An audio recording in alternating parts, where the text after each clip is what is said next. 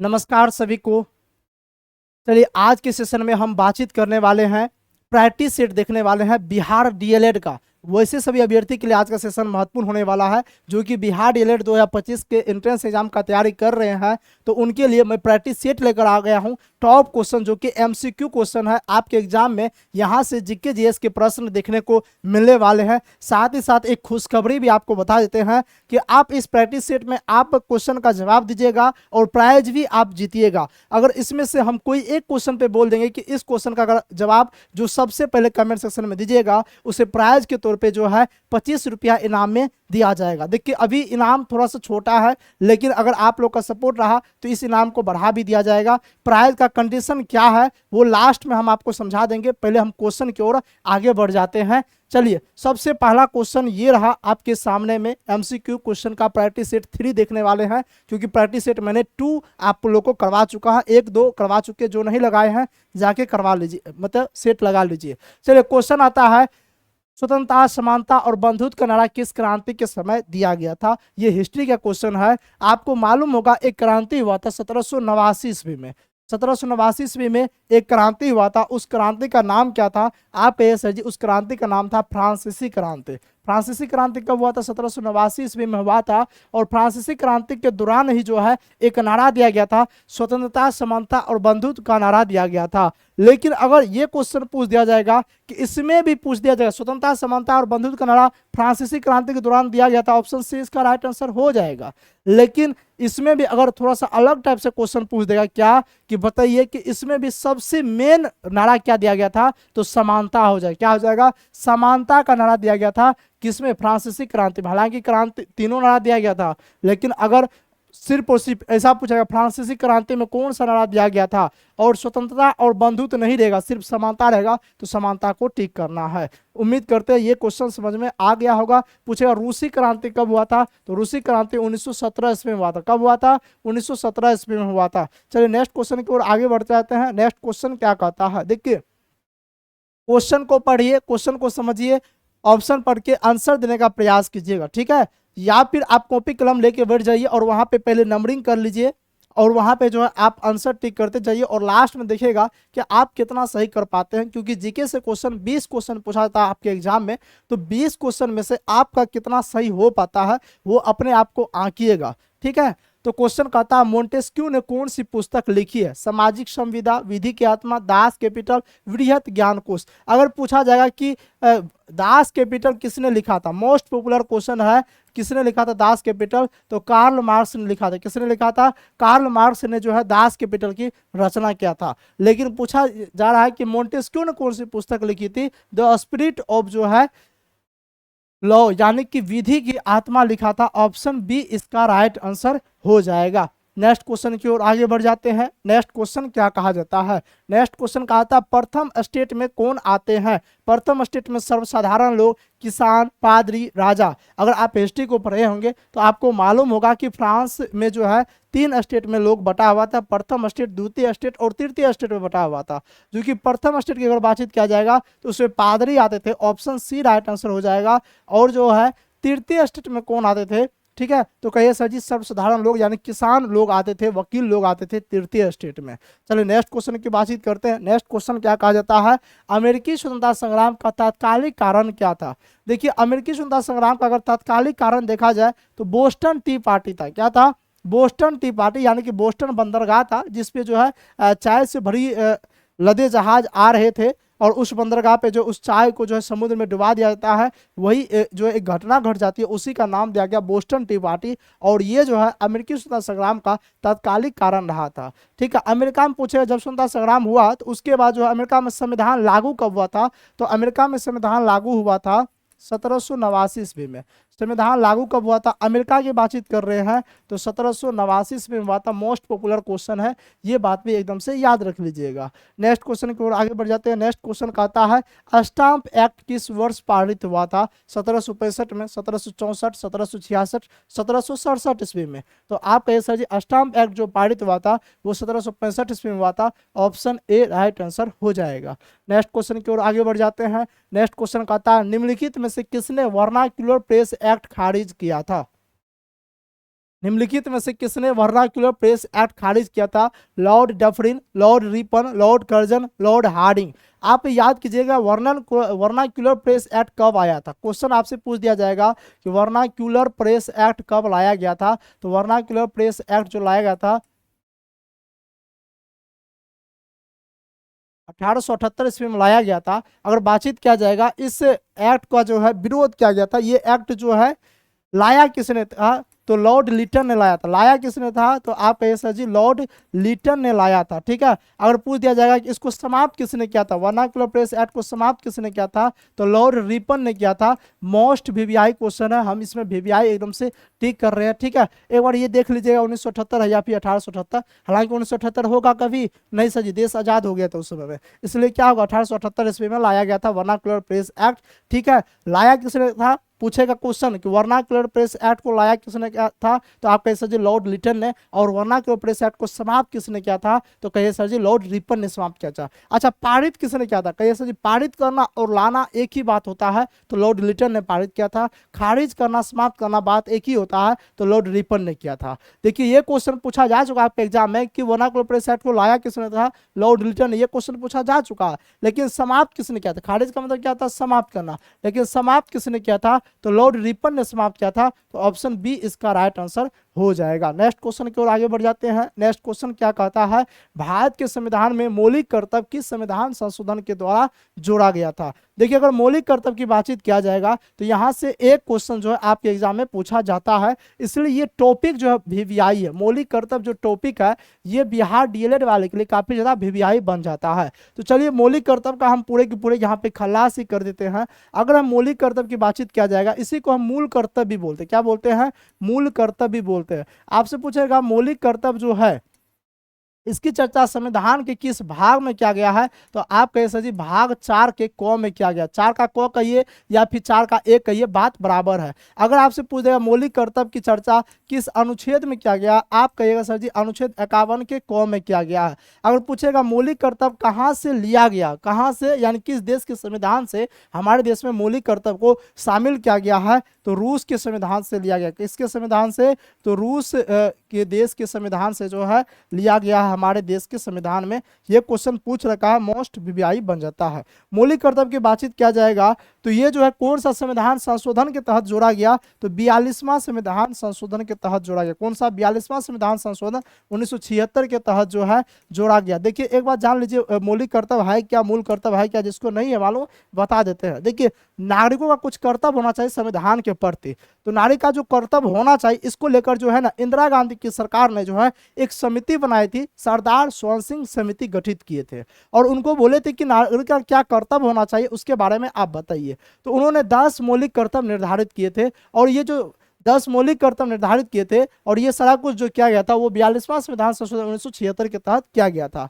लेकिन बाद में जाकर के 86वां संविधान संशोधन 2003 के तहत जो है 11वां मौलिक कर्तव्य को जोड़ा जाता है। और वर्तमान में देखा जाए तो वर्तमान में 11 मौलिक कर्तव्य। वर्तमान में कितने मौलिक कर्तव्य आपसे अगर पूछ दिया जाएगा तो कहिए सर जी वर्तमान में जो है आप क्या कहिएगा, आप कहिएगा सर जी वर्तमान में जो है 11 मौलिक कर्तव्य। कितने मौलिक कर्तव्य है? 11 मौलिक कर्तव्य यानी कि मूल कर्तव्य है। अच्छा, इस समय में जब 10 मौलिक कर्तव्य जोड़ा गया था यानी कि 42वां संविधान संशोधन, तो इस समय में यहाँ के प्रधानमंत्री कौन थी, तो आप कह जी इंदिरा गांधी यहाँ की प्रधानमंत्री थी। ये बात एकदम से याद रख लीजिएगा। इतना बात जो है कॉमन बात है, कॉमन क्वेश्चन है जो कि आपसे पूछा जा सकता है। ठीक है, आपसे पूछा जा सकता है। पूछेगा 11वां मौलिक कर्तव्य किस संविधान संशोधन के तहत जोड़ा गया, 86वां संविधान संशोधन के तहत जोड़ा गया। और 11वां मौलिक कर्तव्य में किस चीज की चर्चा किया गया है, तो उसमें जो है ना बताया गया कि जो माँ बाप है, जो माता पिता है, उनको जो अपने बच्चे को पढ़ाना लिखाना चाहिए। 6 साल से 14 वर्ष की उम्र को बच्चे को पढ़ाना चाहिए, ये बात उसमें बताया गया है। तो उम्मीद करते हैं इतना बात आपको समझ में आ गया होगा। अगर क्वेश्चन मौलिक कर्तव्य से आएगा तो इतना ही टाइप से आएगा, इससे बाहर पूछने की संभावना नहीं बनती है। तो क्वेश्चन क्या कहता है, भारत के संविधान में मौलिक कर्तव्य किस संविधान संशोधन के तहत जोड़ा गया, तो 42वां संविधान संशोधन 1976 के तहत जोड़ा गया। ऑप्शन बी इसका राइट आंसर हो जाएगा। नेक्स्ट क्वेश्चन कहता है जेम्स वाट ने किस यंत्र का आविष्कार किया था, तो जेम्स वाट ने वाष्प इंजन का आविष्कार किया था। ऑप्शन बी इसका राइट आंसर हो जाएगा। नेक्स्ट क्वेश्चन की बातचीत किया जाए, मूलभूत चुनौती में शामिल है। मूलभूत चुनौती में क्या शामिल है, मौजूदा गैर लोकतांत्रिक शासन व्यवस्था को खत्म करना। हाँ, ये जो है शामिल है, क्योंकि गैर लोकतांत्रिक व्यवस्था, लोकतंत्र की संस्था और प्रथाओं को मजबूत करना, बिल्कुल सही बात है। एक संप्रभु एवं कार्यात्मक राज्य की स्थापना करना, ये भी सही बात है। तो ऑप्शन डी इसका राइट आंसर हो जाएगा कि मूलभूत चुनौती में शामिल है, क्या शामिल है, सभी शामिल है। आप इसको एक बार पढ़िए, समझिए, और उसके बाद आप जो है इस पर थोड़ा सा डिस्कशन को मंथन कीजिए, ताकि क्वेश्चन आपके एग्जाम में पूछा जाएगा तो आपसे क्वेश्चन बन जाना चाहिए। और नेक्स्ट क्वेश्चन है, ये भी आपका वीवीआई क्वेश्चन बन जाता है, यहाँ से क्वेश्चन पूछा जाता है। क्या क्वेश्चन पूछा जाएगा कि राज्यसभा सदस्य बनने के लिए कितना उम्र होना चाहिए। देखिए, अगर आपसे क्वेश्चन पूछ देगा लोकसभा का सदस्य बनने के लिए, क्या पूछ दिया जाएगा, लोकसभा का सदस्य बनने के लिए कितना उम्र होना चाहिए, आप कहे सर जी 25 वर्ष होना चाहिए, लेकिन राज्यसभा का सदस्य बनने के लिए उम्र जो है 30 वर्ष होना चाहिए। कितना होना चाहिए, 30 वर्ष होना चाहिए। और पंचायती राज का अगर सदस्य बनना हो, पंचायती राज में खड़ा होना है, तो उसके लिए 21 वर्ष उम्र होना चाहिए। जैसे कि अगर आप मुखिया के लिए चुनाव लड़ते हैं, वार्ड सदस्य के लिए चुनाव लड़ते हैं, तो उसके लिए जो आपका उम्र होना चाहिए 21 वर्ष होना चाहिए। यहाँ पे देखिए, हम आपको एक कंसेप्ट बताते हैं, वहां से क्वेश्चन पूछता है, आपसे क्वेश्चन बन जाना चाहिए। एक होता है लोकसभा, एक होता है राज्यसभा। लोकसभा के सदस्य का कार्यकाल कितने वर्ष का होता है, तो लोकसभा के सदस्य का कार्यकाल होता है 5 वर्ष का होता है।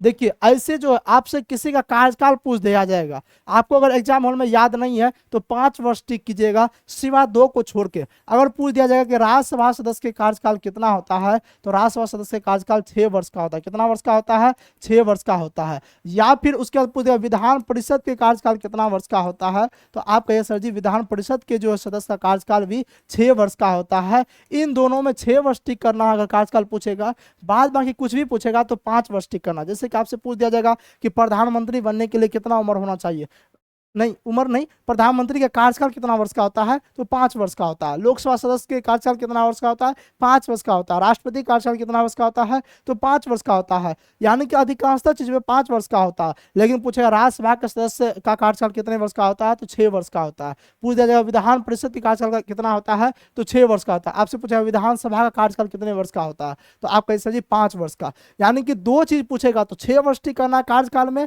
बाद बाकी में 5 वर्ष टिक करना, पहला कंसेप्ट।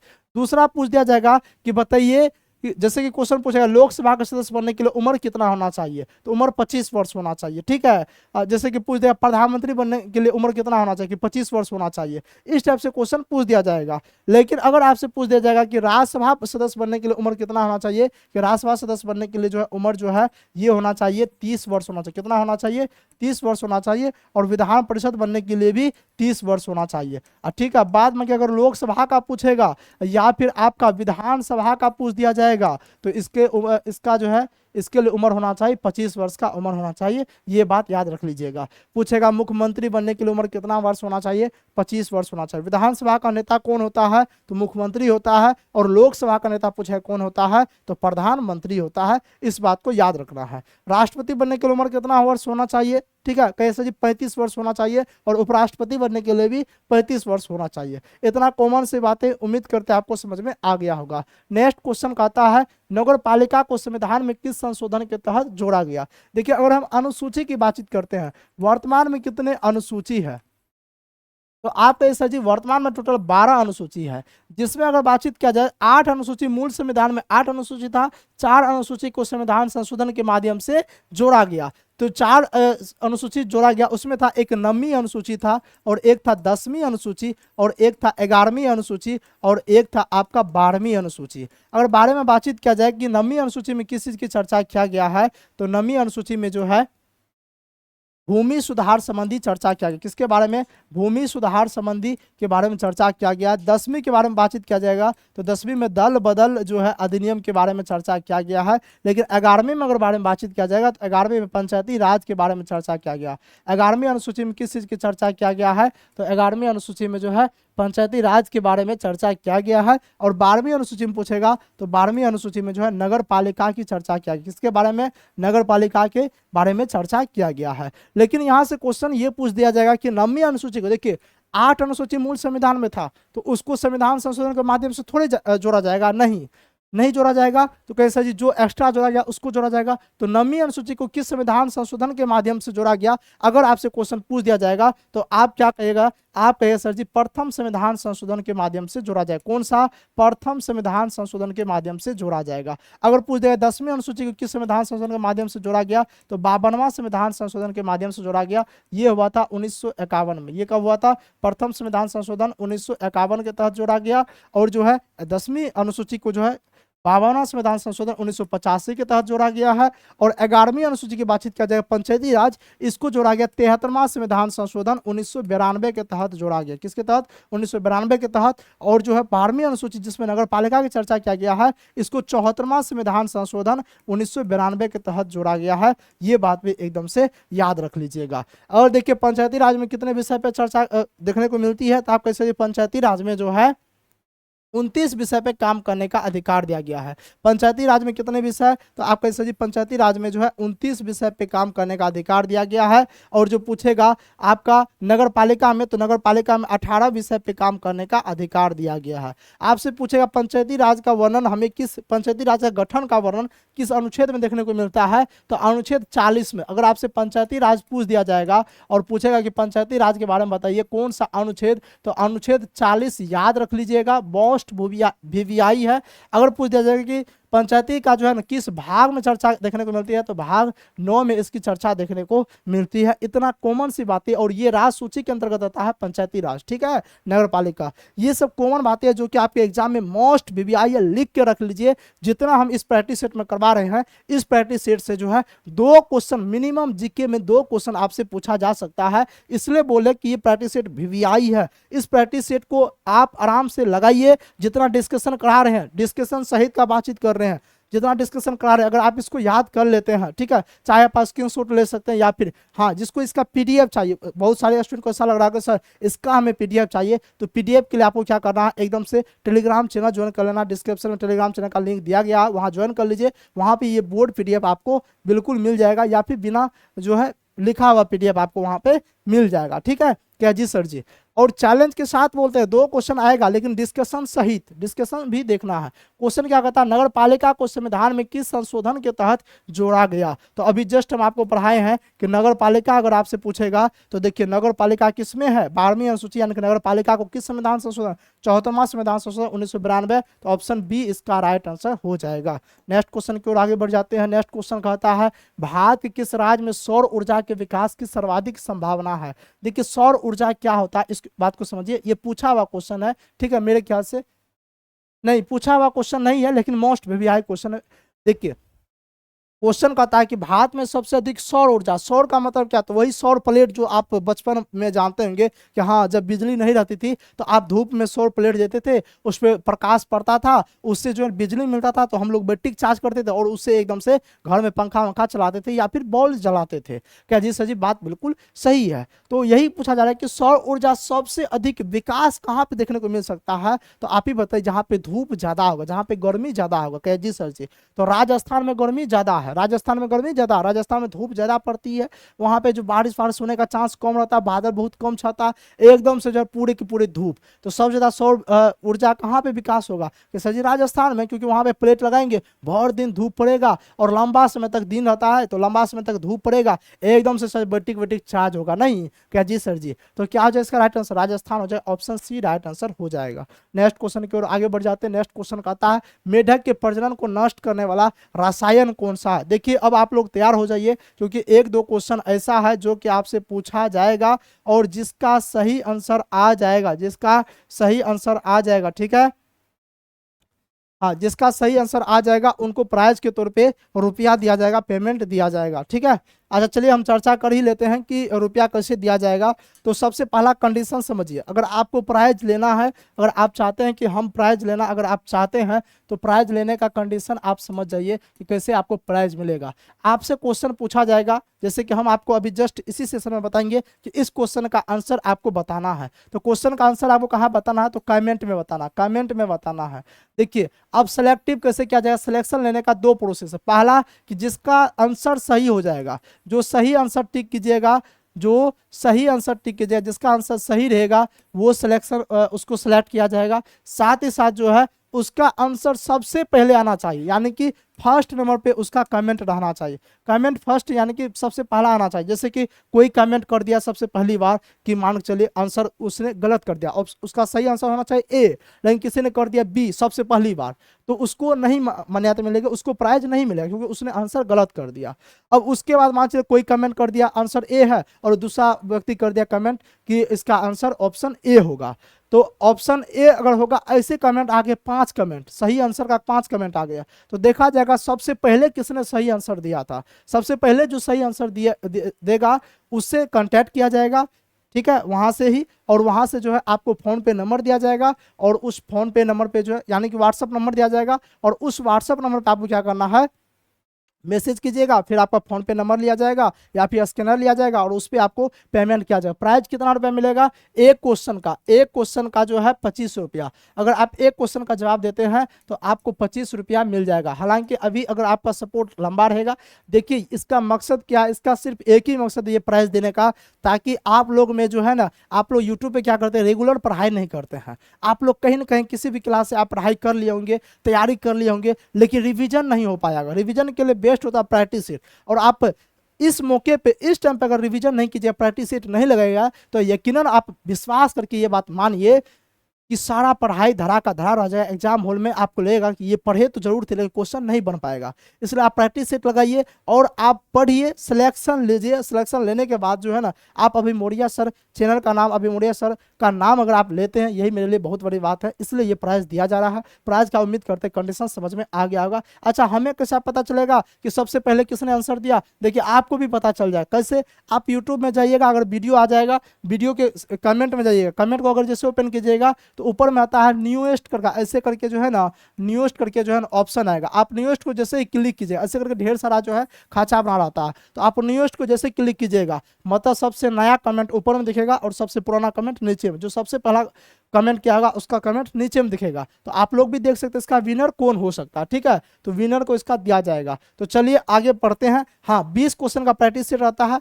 उसमें किसी भी एक क्वेश्चन में या फिर किसी भी 2 क्वेश्चन में हम रुपया लगा देते हैं। तो आप लोग को ये अगर चाहते हैं रुपया लेने के लिए, हालांकि प्रैक्टिस सेट 2 में भी लगाया था लेकिन किसी ने जवाब नहीं दे पाया, तो इसलिए उसमें किसी को प्राइज नहीं दे पाए। अब देखते हैं, आप लोग की बारी है, आप लोग इसका जवाब दे पाते हैं कि नहीं दे पाते हैं। ठीक है, हाँ ठीक है, इसके लिए इसीलिए बोलते हैं कि आप इस चैनल को सब्सक्राइब जरूर कर लीजिए, ठीक है, ताकि अगर सब्सक्राइब किए रहेंगे और बेल आइकन को दबाए रहेंगे तो जैसे वीडियो मेरा अपलोड होगा आपके पास नोटिफिकेशन जाएगा, आप सबसे पहली बार वीडियो देखिएगा और सबसे पहला आंसर एकदम से टिक कर दीजिएगा। जो लेट से देखेगा वो लेट से आंसर टिक करेगा। चलिए नेक्स्ट क्वेश्चन है, लक्ष्मी सागर झील किस राज्य में स्थित है? तो लक्ष्मी सागर झील जो है ये बिहार में स्थित है। कहाँ पे? बिहार में। ऑप्शन सी राइट आंसर हो जाएगा। नेक्स्ट क्वेश्चन की बातचीत किया जाए, निम्न में से कौन लवणीय झील है? लवणीय का मतलब क्या होता है? जिसमें नमक की मात्रा ज्यादा है। ठीक है, यानी कि जो नमकीन लगता है, जिसका पानी हमें खारा लगता है, नमकीन लगता है, तो खारे पानी की सबसे बड़ी झील कौन सी है? आप कह सकते सांभर झील है, नहीं, हाँ मीठे पानी की सबसे बड़ी झील पूछ दिया जाएगा। मीठे पानी की सबसे बड़ी झील तो कहे सर जी उलर झील है मीठे पानी की सबसे बड़ी झील, जो कि जम्मू कश्मीर में है। ठीक है, उलर झील। और पूछ दिया जाएगा अच्छा कहाँ पे उलर झील, आप लोग बताइएगा तो। और पूछ दिया जाएगा कि लवणीय झील कहाँ पे है, तो लवणीय झील कौन सा है इसमें से? तो ये सांभर झील है। ऑप्शन सी इसका राइट आंसर हो जाएगा। पूछा सबसे कृत्रिम झील, यानी कृत्रिम कहने का मतलब मानव निर्मित झील, प्रथम पहला मानव निर्मित झील कौन सा है? तो गोविंद सागर हो जाएगा। नेक्स्ट क्वेश्चन की ओर आगे बढ़ जाते हैं। क्वेश्चन कहता है निम्नलिखित में से कौन सा मापक भिन्न कौन सा मापक निरूपक भिन्न है? देखिए अगर सबसे बेस्ट अगर मापक होता है ना, वो होता है निरूपक भिन्न होता है। ठीक है, और इसका जो मापक है ये क्या है? इंच हो जाएगा। ऑप्शन सी राइट आंसर हो जाएगा। इसमें क्या होता है? इसमें एक होता है अंश होता है, और क्या होता है? इसमें हर होता है, जिसमें अंश का मान हमेशा एक ही होता है। क्वेश्चन पूछे जाएगा कि बताइए अंश का मान कितना होता है मापक भिन्न में या फिर निरूपक भिन्न में? अंश का मान कितना होता है? तो अंश का मान हमेशा एक ही होगा। अंश का मान कितना होगा? तो कैसा जी अंश का मान हमेशा एक ही होगा, हर का मान अलग अलग होता है। अंश किस चीज को प्रदर्शित करता है? तो अंश जो है ना मानचित्र की दूरी बतलाता है। अंश क्या बतलाता है? तो अंश जो है मानचित्र की दूरी बतलाता है। लेकिन वही क्वेश्चन पूछ देगा हर किस चीज को प्रदर्शित करता है? तो हर जो है धरातल की दूरी बतलाता है। क्या बतलाता है? धरातल की दूरी बतलाता है। ये बात भी एकदम से याद रख लीजिएगा। इसका राइट आंसर क्या हो जाएगा? ऑप्शन सी इसका राइट आंसर हो जाएगा। चलिए नेक्स्ट क्वेश्चन की ओर आगे बढ़ जाए। कहिए जी सर जी, नेक्स्ट क्वेश्चन क्या कहता है? कहता है भारत की स्थलीय सीमा रेखा तटीय सीमा रेखा के लगभग कितनी है?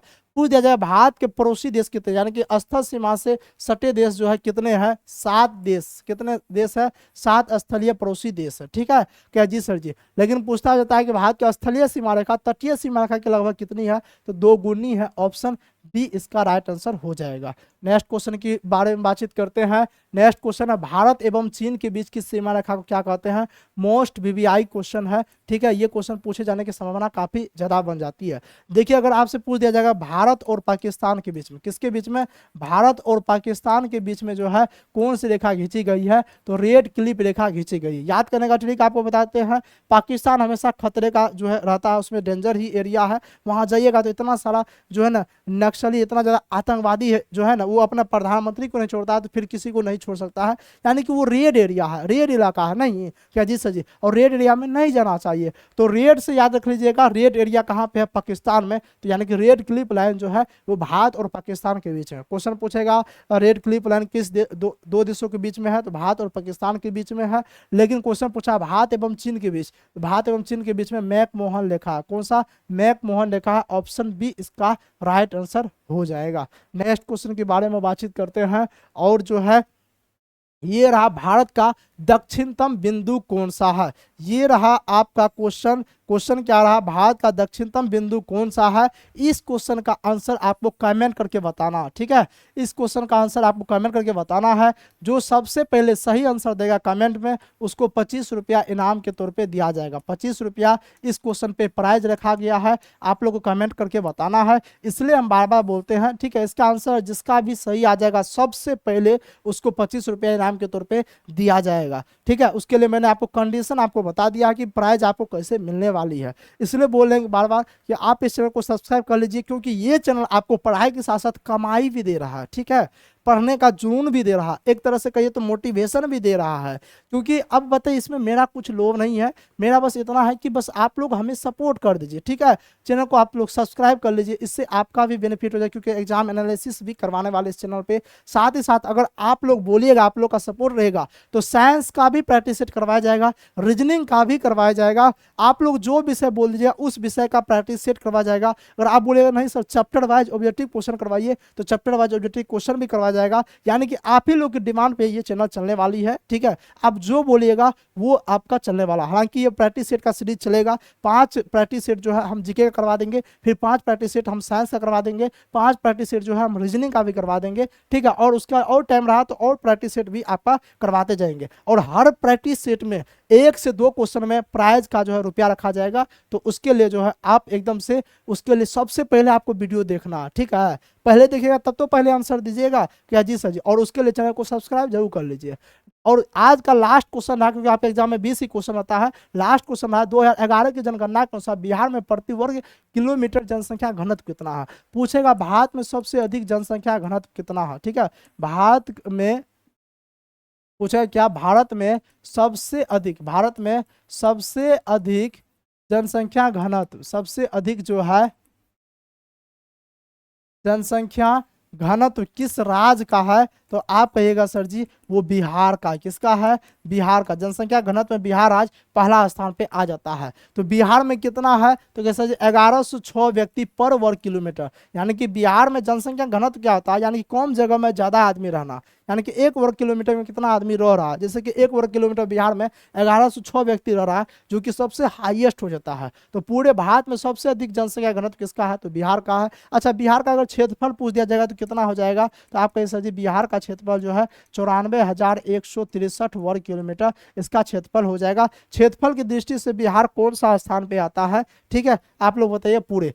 तो आप कहिएगा सर जी क्षेत्रफल की दृष्टि से बिहार का जो है कौन सा स्थान आता है? ठीक है, हाँ आप लोगों को कमेंट करके बताना है। साथ ही जनसंख्या के दृष्टिकोण से तो कहिए सर जी क्षेत्रफल की दृष्टि से जो है 12वां स्थान आता है। कौन सा? 12वां स्थान। और जनसंख्या की दृष्टि से अगर पूछ देगा तो जनसंख्या की दृष्टि से जो है तीसरा स्थान आता है बिहार का। ठीक है, कौन सा? तीसरा स्थान आता है। ये बात एकदम से याद रख लीजिएगा। बिहार जो है भारत के उत्तर पूर्व में स्थित है।